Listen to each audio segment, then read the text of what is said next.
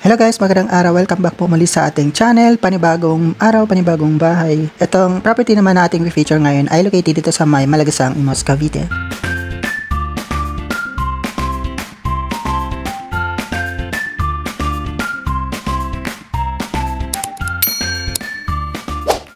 Itong susunod property ay matatagpuan dito sa may Sunnydale The Garden Village, dito lang sa may Imus, Cavite.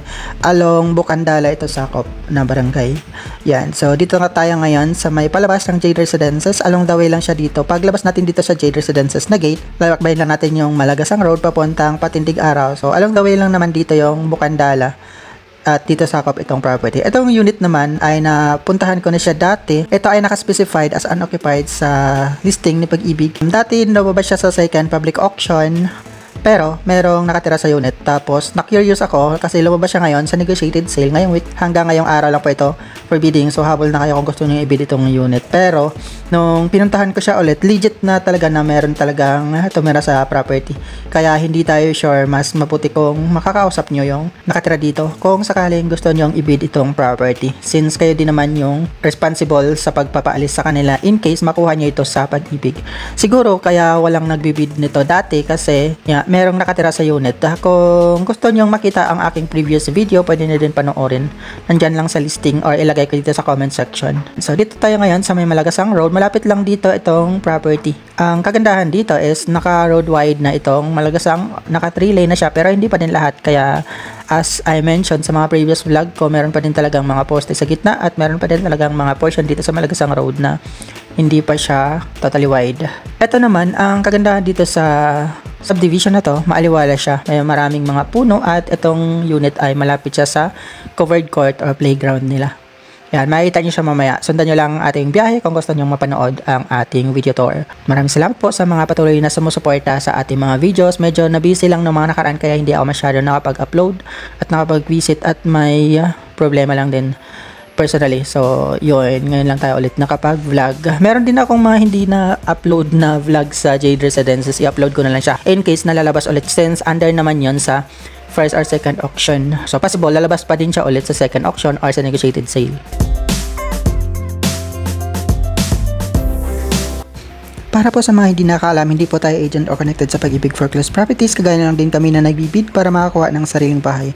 Ang kagandahan dito sa Imus, sa Malagasang area ay hindi binabaha. Kaya okay na okay din talaga kumuha ng property dito. Yun lang ay medyo may mga komplikasyon lang sa ibang mga foreclosed. Pero mas maganda kung makakuha kayo ng foreclosed property. Kasi mas mura pa rin talaga yung foreclosed compare sa mga brand new na bahay. At kung dito kayo maghahanap sa may bandang Imus, bihira na kayong makahanap ng brand new na mura. Usually yung mga brand new ngayon dito ay napakamahal na. At medyo malaki na din yung cut. Lalo na doon sa my Jade Residences, kung makikita nyo, pamahal ng pamahal din talaga yung pricing nila. Kahit may issue dito sa tubig, mahal pa din yung price kasi malapit dito sa Imus City Hall. Kaya very accessible siya at maganda din yung mga improvement talaga dito sa Imus. Lalo na yung pag natapos na itong SM General Trias, napakalapit lang din talaga niya dito. So, yun. At dito naman sa area, marami na din access road palabas doon sa may bagong City Hall.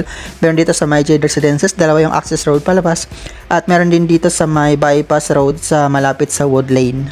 Ayan, papuntang Imus Boulevard. So, kapag nakarating kayo sa Imus Boulevard, very accessible yung location yun kasi malapit yung kalsada. Kapag babiyahe kayo papuntang Maynila via Cavitex, napakadali ng access niya. Lalo na kung meron kayong mga sariling sasakyan. Although, kahit pwede naman kayo mag-grab or any riding TNVS like InDrive o di kaya mototaxi like Joyride or Angkas. Pwede. At mas mabilis yung access. Yun ang kagandahan talaga dito sa Imus ay madaming development.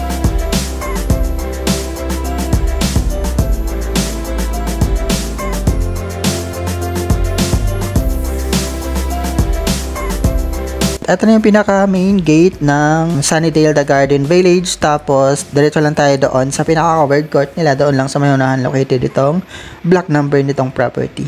Makikita nyo ang lawak nga ng kalsada dito. Kung hindi nyo napanood ang ating previous video, ganun pa din naman yung tsura niya. At medyo, yun lang, ay hindi na siya ganun kabago yung mga properties dito since alam ko ay matagal na itong subdivision na gawa. Kaya hindi na din siya ganun kabago yung mga bahay. Pero magaganda yung mga bahay dito. Usually yung mga single attached, yan, ganyan. At bungalow type yung mga units dito. Kaya maganda siya. Makikita nyo sa gilid itong covered court. Liliko lang tayo dito. Or pwede tayong diretso dito. Tapos ikot tayo doon sa likod. Meron naman siyang access. Pero dito siya sa pangalawang kanto. Itong kanto na to. Kakaliwa lang tayo dito. Tapos dito siya located sa may kanan na side. Itong property.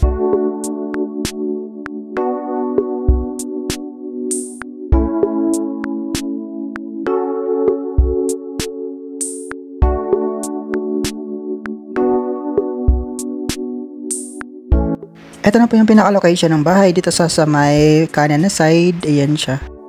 Hindi na ako masyadong lumapit kasi nga may nakatira dito sa unit. Merong mga tsinelas sa labas at merong hanger. Kaya yun, hanggang dito lang ako sumilip. Gaya din naman nung previous video ko, hindi ko din naman siya masyadong nalapitan kasi nga sabi ng mga kapitbahay, meron na daw nakatira dito sa unit. Yun lang ay nasa inyo pa rin talaga kung gusto nyo i-bid itong property. Ang kagandahan naman is ano na siya, parang maintained din naman yung unit.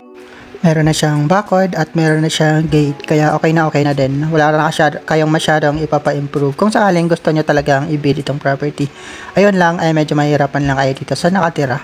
Kung sakaling official sila or hindi naman official owner, nasa inyo na lang yon na i-verify nyo sa pag-ibig kung ano yung pinaka-status talaga nitong property. Since nilabas pa rin naman nila ito sa negotiated sale kahit meron na siyang nakatira. Kasi yung specification naman nila sa listing ay unoccupied naman talaga itong property. Itong property available sa negotiated sale under batch number 15266 na mayroong up to 30% discount. Ang acceptance of bid offers is from July 7 to 11 and then ang opening of bid offers is on July 14. Sa listing, makikita niyo ito sa page 54. Ang property number is 815-2018-12100016. Ang property location is at Block 7, Lot 6, Phase 1. Sunnydale, The Garden Village, Bukandala, 5, Imus, Cavite. Ito ay isang single attached unit na may lot area na 65 square meter at ang floor area is 28 square meter. Ang minimum bid price sa pag-ibig is 1,011,600 and then ang gross monthly income na required based sa minimum bid price is 17,795.99 at ito ay isang unoccupied property. Ayun lang, umikot nga pala ako dito sa likod para makita kung merong loop itong kalsada at meron naman siya kaya dito na ako dumaan palabas. Ang ganda din pala dito sa likod, parang may ilog siya na katabi kaya hindi tayo sure pero tingin ko hindi naman bumaba dito. Malapit lang talaga siya sa ilog at meron namang pader kaya okay din naman siya. Yan, dito tayo ulit dadaan palabas. Ayun, dito ko lang tatapusin itong video. Maraming salamat sa panonood at hanggang next time po. Mali, ingat tayo palagi and God bless. Good luck sa bidding.